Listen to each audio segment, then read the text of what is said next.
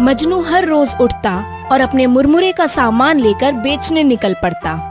शाम तक गांव के चौराहे पर खड़ा रहने के बावजूद भी वो मुश्किल से दिन का 20 से 25 रुपए ही कमा पाता। हर शाम वो इतने ही पैसे लेकर घर वापस लौट आता।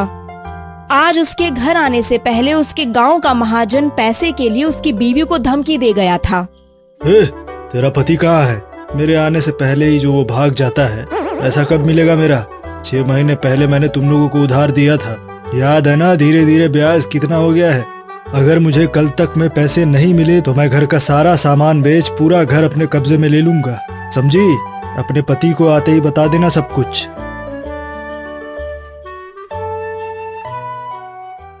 मजनू जैसे ही घर आता है, उसकी पत्नी उदास बैठी उसी का इंतजार कर रही थी। आइए, अच्छा हुआ आप आज जल्दी आ गए। आज कितनी कमाई हुई? कमाई तो हर रोज की तरह ही हुई है। क्या बात है, तुम उदास क्यों हो? महाजन पैसे मांगने आया था। धमकी देकर गया है कि आज का दिन आखिरी दिन है। अगर पैसे नहीं मिले तो घर का सारा सामान भी बेच देगा और हमारा घर भी वो अपने कब्जे में ले लेगा। जाने दो, ले जाने दो घर। अब हमारे पास तो यही है, आज की रात चैन से बिस्तर पर सो लेंगे। कल से तो हमारे लिए धरती बिस्तर और आसमान छत। बेटा, खाने के लिए कुछ है? लगता है बाबा आज देरी से आए हैं। आज आप काफी देरी से आए हैं? हाँ बेटा, महाजन के यहाँ से आ रहा हूँ। उसने मुझे भिक्षा देने के नाम पर काफी देर तक अपने यहाँ बिठाए रखा। फिर कुछ देर बाद आकर बोला कि उसके पास कुछ नहीं है देने के लिए। आपको तो पता ही है कि महाजन कैसा है।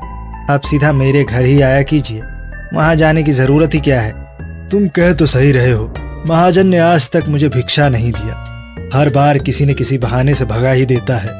पूरे गांव में तुम ही एक हो जो मेरे जैसे साधु को भिक्षा देते हो। अब से मैं सीधा तुम्हारे यहाँ ही आया करूंगा।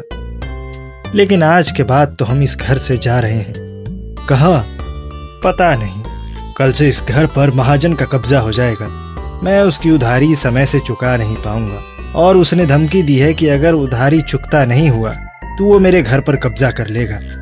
कुछ देर बाद साधु मजनू से भिक्षा लेकर चला जाता है। अब रात होने के बाद दोनों पति पत्नी सो जाते हैं। मजनू सपने में देखता है कि साधु उसके घर के सामने वाले पेड़ पर जल छिड़ककर कुछ मंत्र उच्चारण करता है।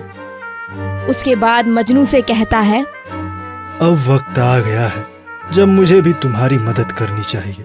तुम्हें मेरे मदद की अब सख्त जरूरत है। इस पेड़ के फल कल सुबह सुबह ही पक जाएंगे। ये पका हुआ फल अपने आप गिरता रहेगा। तुम उसे उठाओगे तो वो सोने में बदल जाएगा। लेकिन अगर कोई और इस पेड़ के पास आया भी तो इस फल को छूते ही अपंग हो जाएगा। अगले दिन मजनू सारे फल देखकर चौंक जाता है और अपनी पत्नी को आवाज लगाते हुए बुलाता है, अरे सुनो, बाहर आओ। ये देखो क्या हुआ, सारे फल बड़े होके पक गए। मैंने सपने में देखा था कि अगर हम लोग इस फल को तोड़ेंगे तो ये सोने में बदल जाएगा। ये सब क्या बोल रहे हैं आप? रुको, पेड़ के पास चलो। दोनों जैसे ही पेड़ के पास पहुंचते हैं वैसे ही पका हुआ फल सोने में बदलकर गिरने लगता है। चलो जल्दी जल्दी उठा लेते हैं, जल्दी जल्दी।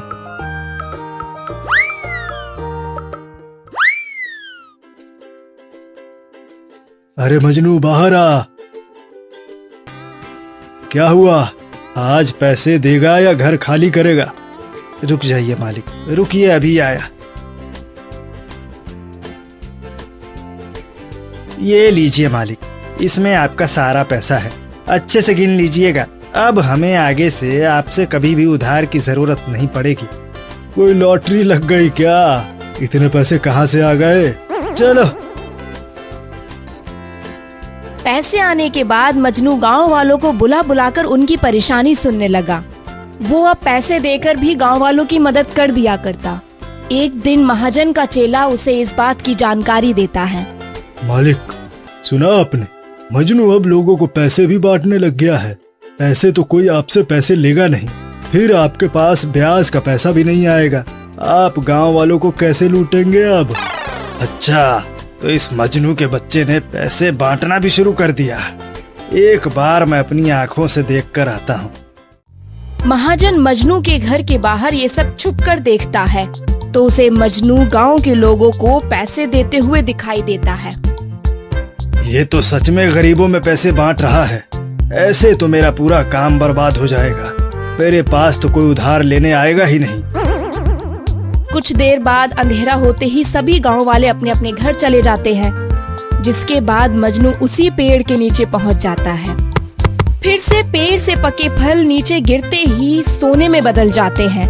महाजन ये सब देखकर हैरान हो जाता है। अच्छा, तो ये बात है।